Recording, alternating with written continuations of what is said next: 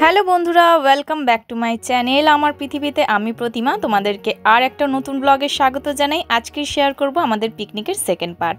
তো সেকেন্ড পার্টের যে অনুভূতিটা এইভাবে হবে বা এই রকম এক্সপিরিয়েন্স কিন্তু আমি আগে কোনোদিনও করিনি, সেটা ভাবলাম তোমাদের সঙ্গে শেয়ার করব এবং কিছু সতর্কবার্তা দেব। যেই ভুলটা আমরা করেছি সেই ভুলটা যাতে তোমরা না করো। আমরা আমাদের পিকনিক স্পটস থেকে টোটো ভাড়া করে নিয়েছিলাম। টোটো ভাড়া করে চলে গিয়েছিলাম রানী রাসমণির বাড়ির ওখানে। কয়েকজন আমরা ছিলাম। তো প্রথমে টোটো কাকুটা দেখে ভাবলো বোধহয় আমরা দুজনই যাব, তার ওই জন্য ভাড়াটা অনেকটাই বেশি বলেছিল। তারপরে যেই দেখলো আমরা অনেকজন রয়েছি এবং পুরনো একজন সেখানে গেছিলেন, মানে আমাদের মধ্যে একজন ছিলেন যিনি আগে একবার ঘুরে এসেছেন, তো তিনি বলাতে কিন্তু ভাড়াটা অনেকটাই কমিয়ে দিল। মানে ওখানে লোকাল যা ভাড়া সেই ভাড়াটাই কিন্তু নিল। তো যাই হোক, তারপরে দেখো আমরা পৌঁছে গেলাম রানী রাসমণির বাড়ি, যেখানে কিন্তু ভীষণ সুন্দর একটা জায়গা, যেটা তোমার দক্ষিণেশ্বর কালী মন্দিরের মতো ওনার বাড়িটা তৈরি করা আছে। আর এখানে কিন্তু পিকনিক স্পটসও, এখানে প্রচুর পিকনিক হচ্ছে। তো দেখো এখানে কিন্তু গান বাজনা ভীষণ হচ্ছিল বলে আমি কিন্তু আর সাউন্ডটা করলাম না, আমি ভয়েস ওভার দিয়ে করে দিলাম। তো এখানে কিন্তু জায়গাটা বেশ ভালো, গাছপালা দিয়ে সুন্দর ঘেরা, যেরকম গ্রামের পরিবেশটা ভীষণ সুন্দর লাগছিল। একদম গঙ্গার ধারে কিন্তু রয়েছে মন্দিরটা, দেখতে বেশ সুন্দর লাগছিল। তো যাই হোক, চলো এবার ভেতরে ঢোকা যাক। আমরা কিন্তু চলে গেলাম ভেতরে। তো ভাবছিলাম হয়তো ভেতরে ভিডিও অ্যালাউ করবে না, দেখলাম যে না, ভেতরে মানে মন্দিরটা আমরা ভিডিও করতেই পারি, কিন্তু ভেতরে মানে ঠাকুরের ভেতরে ভিডিও করা যাবে না। তো আমরা বাইরের থেকেই করেছিলাম। এখানে সমস্ত যারা যারা মন্দিরের জন্য দান করেছেন তাদের সমস্ত নাম লেখা রয়েছে। তো বন্ধুরা, তোমরা কারা কারা এসেছো এখানে অবশ্যই একবার জানাবে। আর যদি না এসে থাকো, এটা কিন্তু মাস্ট ভিজিট করতে পারো, খুব সুন্দর লাগবে জায়গাটা, দেখতেও এত সুন্দর লাগছিল। তারপরে আমরা কিন্তু নিচে জুতো টুতো খুলে চলে গেলাম ওপর দিয়ে সিঁড়ি বেয়ে মন্দিরের ওপরে। তো এটা কিন্তু পুরো দেখো দক্ষিণেশ্বরের মায়ের মন্দির যেরকম রয়েছে, সিঁড়ি দিয়ে উঠে প্রত্যেকটা এরকম গোল গোল করে আমরা ঘুরি, দরজাগুলো রয়েছে, ঠাকুর রয়েছে, সেরকম কিন্তু এভাবে পরপর ঢুকে গেছিলাম। এখানে কিন্তু ভোলে বাবার শিবলিঙ্গ রয়েছে, যেটা আমাদের দক্ষিণেশ্বর মায়ের মন্দিরে যেরকম থাকে সেরকম কিন্তু এখানে ভোলে বাবার শিবলিঙ্গ রয়েছে। এখানে দেখো কত সুন্দর একটা শ্বেত পাথরের তৈরি করা ভোলে বাবার কুঁড়ো রয়েছে, সেটাও দেখলাম। আর সব থেকে যে জিনিসটা ভালো লাগলো, যে এখানে ঢুকেই দেখছি মায়ের মুখটা তো অপূর্ব ছিল, তার সঙ্গে সঙ্গে একটা বাচ্চা মেয়ে এত সুন্দর কীর্তন করছিল, গান করছিল ঠাকুরের, সেটা ভাবলাম তোমাদের সঙ্গে শেয়ার করি।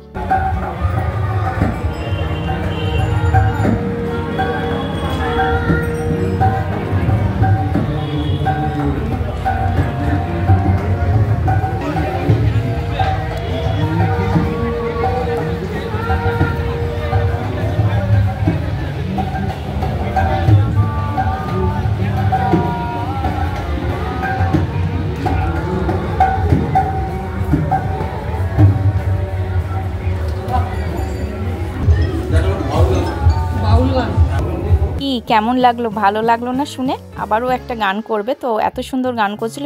মেয়েটা নাকি বাইরে বাইরেও গান করতে যায়। তো এদিকে দেখো মায়ের মুখটা কি অপূর্ব সুন্দর লাগছিল, মানে ওখান থেকে আসতে ইচ্ছে করছিল না, এত ভালো লাগছিল। পরপর সাজানো রয়েছে। এও অনেক জায়গায় পিকনিকে গেছি, কিন্তু এইভাবে যে পিকনিক স্পটে গিয়ে এইভাবে সুন্দর সাইট সিন করা যায় সেটা মানে মাথায় ছিল না। কিন্তু এবারে পিকনিকটা গিয়ে সত্যি খুব ভালো লেগেছে। আর যেরকম খারাপ এক্সপিরিয়েন্স হয়েছে সেরকম ভালো এক্সপিরিয়েন্সও হয়েছে। এত ভালো লেগেছে, মনটা বলতে পারো একদিনের একটা ছোট্ট ট্রিপ হয়ে গেছে।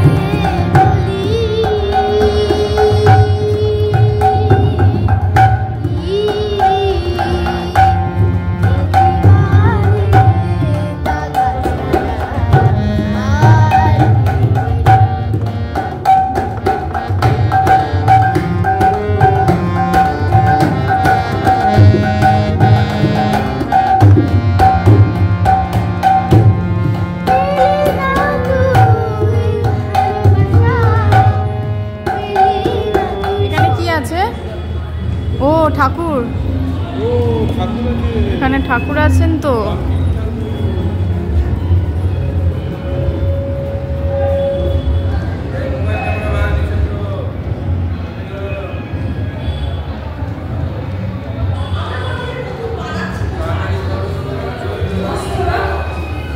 ঠাকুরের মন্দিরটা কিন্তু এখন তৈরি হচ্ছে, দেখতেই পাচ্ছ।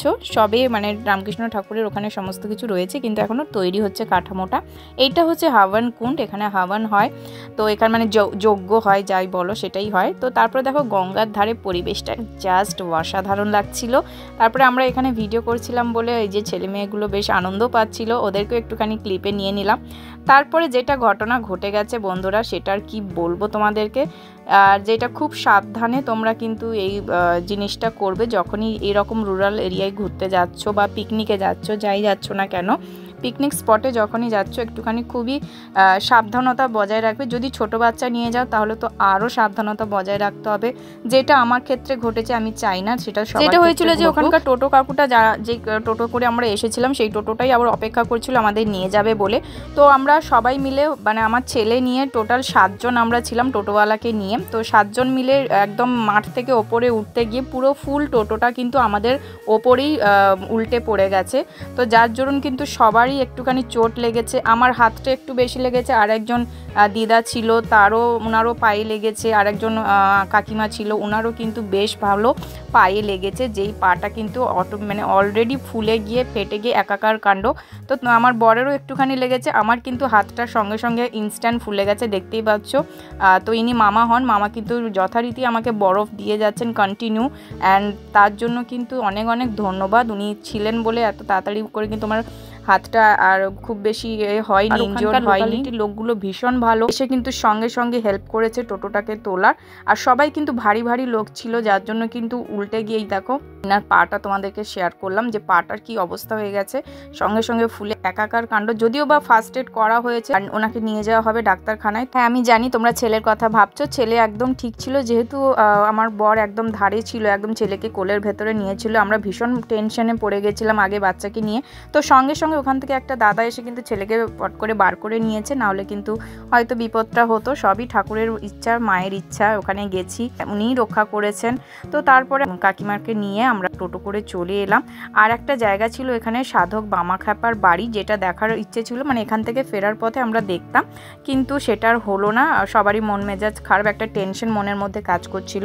তো আমরা টোটো কাকুটাকে ওখানে তো অনেকেই মানে বকাবকি করেছে, টোটোওয়ালা ছিল তাকে খুব বকাবকি করেছে যে এইভাবে ভারী গাড়ি নিয়ে কেন রোডে উঠছে, আগে সবাইকে নামিয়ে রোডে উঠে তারপরে নিতে পারতো। তো দেখো এদিকে আমার হাতটা এভাবে পিকনিক স্পটে যখন এলাম তখন কিন্তু ওখানে মলম লাগিয়ে মানে মুভ স্প্রে করে আমার হাতটা বেঁধে দেওয়া হয়েছিল, যাতে আর বাড়াবাড়ি না হয়। তো সেখানটায় পেন কিলার সমস্ত কিছু খেয়ে নিয়েছিলাম, হাতটা ফুলতে মানে একটুখানি ফুলে রয়েছিল, ব্যথা হালকা করছিল। তারপরে কিন্তু ব্যথাটা অন্য জায়গায় চাগান দিয়েছিল, পরের দিন সেটা বুঝতে পারলাম যখন আমি জলের বালতি তুলতে গেছিলাম, তখন কিন্তু বুঝতে পারলাম। তো যাই হোক দেখো সব কিছুর মাঝেই আবার আনন্দ সবাই করছে। দেখো এখানে যেটা আর একটা পিকনিকের দল ছিল, তারা কিন্তু স্কুল থেকে ছিল, স্কুলের ছোট ছোট বাচ্চা বড় বাচ্চা সবাই ছিল। তো সেখানে ওদের ম্যামরা ওখানে খেলাধুলা করাচ্ছিল। তারপর অনেকটাই বেলা হয়ে গেছে, প্রায় তখন 3:30 বাজে। খেতে বসে পড়েছি, আগে ছেলেকে খাইয়ে দিয়েছিলাম, তারপরে আমরা খেতে বসে পড়েছিলাম। তো আজকের লাঞ্চের মেনুটা কি কি আছে সেটাই শেয়ার করে নিই তোমাদের সঙ্গে, চলো। তো আজকে রয়েছে ভাতের সঙ্গে ভেজ ডাল, তার সঙ্গে গরম গরম বেগুনি, খেতে কিন্তু দুর্দান্ত ছিল, বেগুনিটাও ভালো ছিল এবং ভেজ ডালটাও খুব সুন্দর ছিল। যেহেতু সকাল থেকে এসে অনেক কিছু খাওয়ার হয়েছিল বলে সেই জন্য আর পেটে জায়গা ছিল না, তাই ভাবলাম যে একটু দেরি করেই লাঞ্চ করা যাক। দেখো তারপরে চলে এলো কাতলা মাছের কালিয়া, কিন্তু বর যেহেতু পেটি ভালোবাসে বলে পেটিটা নিয়ে নিল আমার থেকে, আমাকে গাদাটা দিল। তো যাই হোক কাতলা মাছটা কিন্তু ভীষণ ভালো ছিল, টেস্টিও ছিল খেতে। বর হচ্ছে মাছের পোকা, ওকে যত মাছ দিয়ে যাবে ততই খেয়ে যাবে। তো যাই হোক আমি বললাম ঠিক আছে আমাকে তুমি গাদাটাই দাও। আর তারপরে চলে এলো গরম গরম মাটন কষা উইথ আলু, যেটা কিন্তু দেখেই বেশ লোভনীয় লাগছিল। তারপরে এখানে আমাদের 4 পিস করে মাটনের ছিল, ভাগ ছিল সবাইকে। তো সেটা আমি প্রথমে অল্প করে নিলাম, যে খেলে আবার নেব, তো আবার কিন্তু আমি নিয়েছিলাম, নেক্সট টাইম নিয়েছিলাম। আর আলুটা এত সুন্দর কুক হয়েছিল, এত সুন্দর সফট হয়েছিল, কিন্তু এটা দিয়ে কিন্তু আবার আমি একটুখানি ভাত নিয়ে কিন্তু বেশি করে খেলাম। তো আজকে কিন্তু লাঞ্চটাও কিন্তু জমিয়ে আমরা খাওয়া দাওয়া করেছি। আর এডিটিং করতে করতে জিভে জল চলে আসছিল, খাবারটা দেখে মনে হচ্ছিল যেন বিয়েবাড়ির খাবার খাচ্ছি। তো যাই হোক কিন্তু রান্নাবান্না সবকটাই কিন্তু ভীষণ ভালো ছিল। তারপরে চলে এলো আমের চাটনিটাও বেশ ভালো ছিল, চলে এলো বড় বড় পাঁপড় ভাজা, নলেন গুড়ের মিষ্টি। তো তো এই দিকে লাঞ্চ টাঞ্চ খাওয়া দাওয়ার পরে এখানে কিন্তু ডান্স শুরু হয়ে গেছে, যেখানে গান বাজনা হচ্ছিল বলে এখানে মাঠটা বেশ বড় বলে এখানে সবাই একটুখানি ডান্স করছে। এইদিকে কিন্তু ছেলে একদম খেলাই মতো, যাই হোক খাওয়ার সময় খেয়ে নিয়েছে খুব ভালো করেই, তারপরে আর খেলা আমার কাছে আর আসেই না, খেলেই যাচ্ছে সারাক্ষণ ধরে। তো এদিকে কিন্তু সন্ধে হওয়ার পরে এই যে জায়গাটা এটা কিন্তু সহজ পাঠ, তো সহজ পাঠের পুরো যে পড়াটা সেটা কিন্তু পুরো থিমটার মধ্যে তুলে ধরেছে। এটা ক্যাফেও আছে, প্লাস এখানে কোনো রকম বুকিংও করা যায় কোনো রকম অকেশনে। তো সেটা জিনিসটা কিন্তু বেশ মনোরম ছিল, দেখতেও ভালো ছিল। তারপরে আমরা বাসে উঠে পড়লাম, তখন প্রায় 5:30 কি 6টা হবে। বন্ধুরা যদি চ্যানেলে নতুন থাকো অবশ্যই চ্যানেলটিকে সাবস্ক্রাইব করে নিও, পাশে থাকা আইকনটা প্রেস করে দিও যাতে সবার প্রথম নোটিফিকেশনটা তুমি পাও। তো বন্ধুরা চলো, আজকের ভিডিওটা আমি জানি তোমাদের ভালো লাগবে এবং অনেক কিছু জানলে, অনেক কিছু দেখলে, তো কেমন লাগলো অবশ্যই একটা কমেন্টে জানিও। দেখা হচ্ছে আবার নতুন ভিডিওতে, ততদিন সবাই ভালো থাকবে, সুস্থ থাকবে। টাটা সবাইকে, থ্যাংক ইউ সো মাচ।